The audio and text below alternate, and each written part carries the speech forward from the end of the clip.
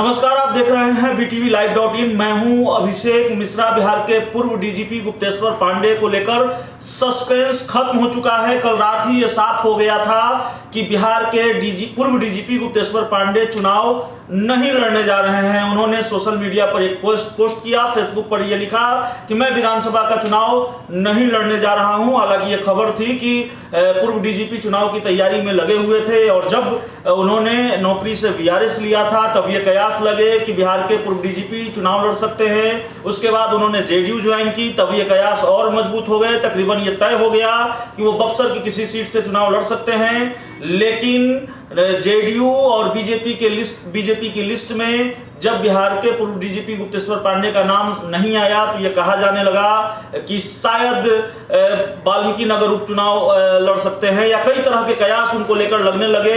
लेकिन उन्होंने साफ तौर पर साफ किया है, कम से कम विधानसभा चुनाव को लेकर बिल्कुल क्लियर किया है कि वो विधानसभा का चुनाव नहीं लड़ने जा रहे हैं और इसके साथ ही वो NDA के साथ बने रहेंगे। नीतीश कुमार किसी को धोखा नहीं देते हैं। उनसे मेरी क्या बात हुई है मैं ये नहीं बताऊंगा। तो CM नीतीश कुमार से जो बात बिहार के पूर्व डीजीपी की हुई है वो नहीं बताना चाहते, लेकिन आज बाकायदा उन्होंने प्रेस कॉन्फ्रेंस की और ये ऐलान किया कि वो चुनाव नहीं लड़ने जा रहे हैं। सुनिए क्या कहा है उन्होंने। बिहार के मुख्यमंत्री अपने जमान के बड़े पक्के हैं, वो किसी को ठगते नहीं हैं। चुनाव में लड़ सकता था, किसी कारणवश ये समीकरण नहीं बैठा। राजनीति में बहुत सारी मजबूरियां होती हैं। मैं उनके साथ था, उनके साथ हूँ, NDA के साथ हूँ। आप सबों के मन में ये सवाल है कि मैंने VRS लेकर के एक राजनीतिक दल का सदस्य बना, ज्वाइन किया।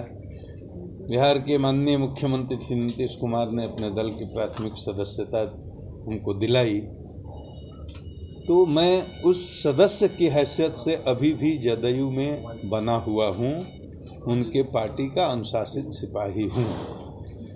मेरे VRS लेने और पार्टी की सदस्यता को लेने से उसको सीधे चुनाव से जोड़ करके देखना ठीक नहीं है। चुनाव लड़ने की संभावना थी, मैं हमेशा कहता रहा चुनाव में लड़ सकता था, किसी कारणवश ये समीकरण नहीं बैठा। राजनीति में बहुत सारी मजबूरियां होती हैं, तो मैं इस बार विधानसभा का चुनाव नहीं लड़ रहा हूं। लेकिन मैं NDA के साथ हूं, NDA के साथ रहूंगा और जहां भी पार्टी NDA मतलब नीतीश जी का जहां भी आदेश होगा और भाजपा का, मैं दोनों दलों के लिए जहां ज़रूरत पड़ेगी वहां अपने प्रभाव का, अपने गुडविल का इस्तेमाल करूंगा। प्रचार में जाने की ज़रूरत होगी तो प्रचार भी करूंगा। अब तो मैं स्वतंत्र हूं और एक राजनीतिक पार्टी का कार्य करता हूं, पॉलिटिकल आदमी हूं। तो पॉलिटिक्स में सबकी भूमिका निर्धारित होती है। अब पार्टी मेरी जिम्मेदारी तय करेगी और जो जिम्मेदारी तय करेगी उसको निष्ठापूर्वक मैं उसको निभाऊंगा।